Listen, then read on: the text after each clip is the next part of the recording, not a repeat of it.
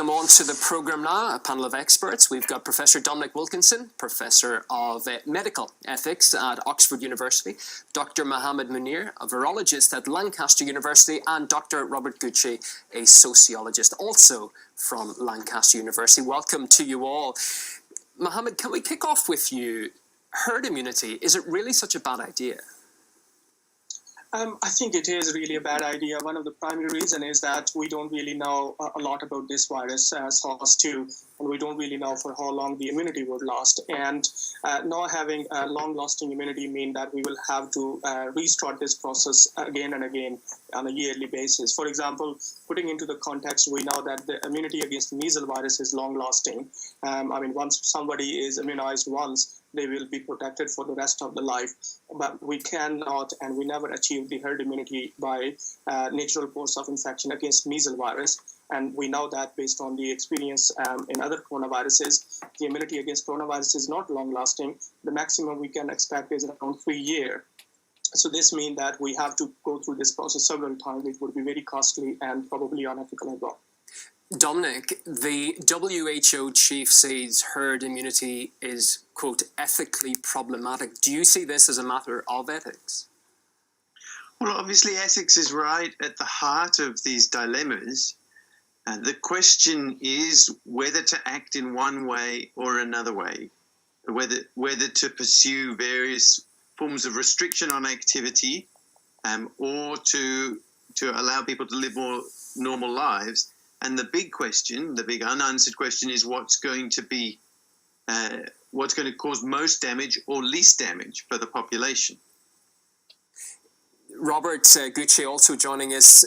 The WHO, it hasn't been perhaps as clear as it could have been, particularly this week. It also said that lockdowns are bad. Are they contradicting themselves? How do you see this advice?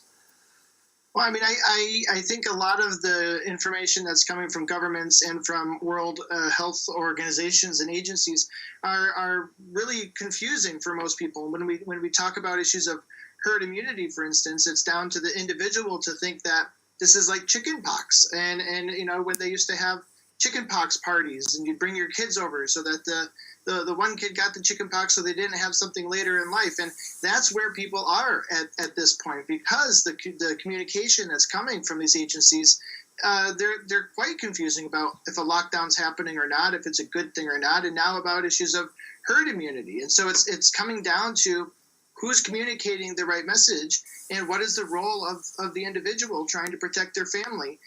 Do they think that it's a good idea if somebody gets chicken pox so they don't have it later in life? Do they get COVID now? And that's a really dangerous position to be putting individuals in.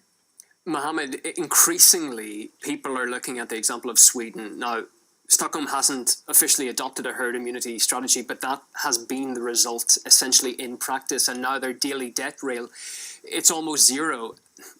Have they got it right through one way or another? Well, in principle, they have been claiming that there is no restrictions or that level of the lockdown that other countries have adopted.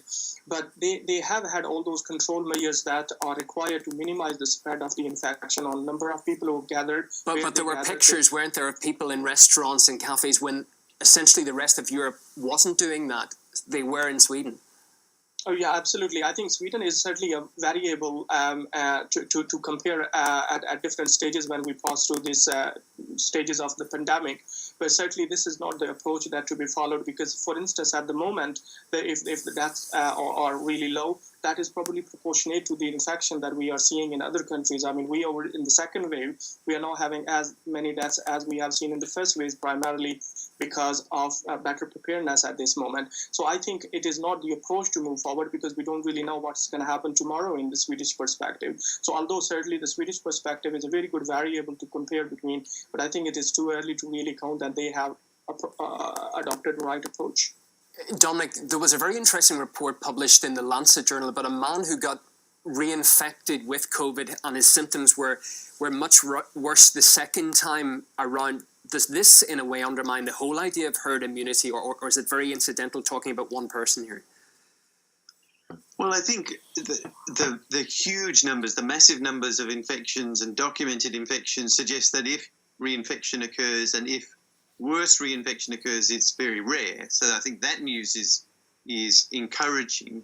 I guess the basic idea is that we're hoping to achieve some level of immunity within the population, indeed a herd level of immunity. It's just, how do we get there? Do we get there through a vaccine, or do we get there through natural infection? And what's going to cause least harm to our societies overall? What do you think that's going to be? Do you think it's going to be waiting for a vaccine, or will it eventually come before that? I don't think we know that, as the WHO has pointed out, lockdowns are incredibly damaging in other ways, and what governments are struggling with is balancing the damage from lockdowns with the damage from not lockdown, and they can't win. They can't win. Whichever decision they make, there are prices to be paid, and it's extremely difficult to know which course of action is the right one, and we'll probably only know in retrospect. Robert, what Dominic was just saying there, it opens up the point, doesn't it, of personal responsibility to a degree here. Governments can't do everything. If people, I suppose, are aware of the risk, should they be allowed to go out, expose themselves to potential infection and take their chances and perhaps get that immunity level up? Well, the real issue to this is the inequalities that lockdowns are showing and the choices that people have to make. And, a person who has to put food on the table, like all of us, it may have to leave the house to do that. Whereas some of us are either trapped inside. I was shielded for 3 months, but I was in a fairly good sized house, and I had my family and everybody around me was healthy. Not everybody has that option, and we saw that from the first lockdown. So we have to be concerned about not just emotional well-being, but the economic well-being and the educational well-being. And so those are the risks that people are also balancing out. And strangely enough, if we look at the United States and here a bit in the UK, people's human rights, they think, are being violated by wearing masks, or if they have to comply with a lockdown. So there are so many messages going on from governments and from agencies that people are grasping at straws to understand, is this about my rights to move about, or is this about protecting the community, the vulnerable, the older, the younger? The government needs to come out with a clear statement of what it wants people to do and stick to it. Mohammed, there's a lot of hype at the moment about possible vaccines, understandably. Several are now in phase 3 trials in different countries. How long do you think the wait will be? Yes, absolutely. This is the question that everybody want to really hear. The thing is that at the moment we have around 9 vaccines. Those are in phase 3 trial, the last stage before the data will be presented to the regulatory bodies. The real question lies is that how much is the protection against, and that can be demonstrated by only looking onto the infection into the placebo group. And now AstraZeneca and Johnson & Johnson have pauses on their vaccines. So that is making the whole situation a little more complicated. But all in all, my anticipation is that given the scale of the trials that are ongoing and the number of vaccines those are at this stage, in November we will have data enough from one or a second vaccine that would be then available to the regulatory body at the end of this year. That would be the time when we will have at least the approval for one or more than one vaccine. And that means that in early stage of 2021, we will be having the challenge to distribute and deploy in the field. We're just running out of time. Dominic, the last word to you. We have about 30 seconds.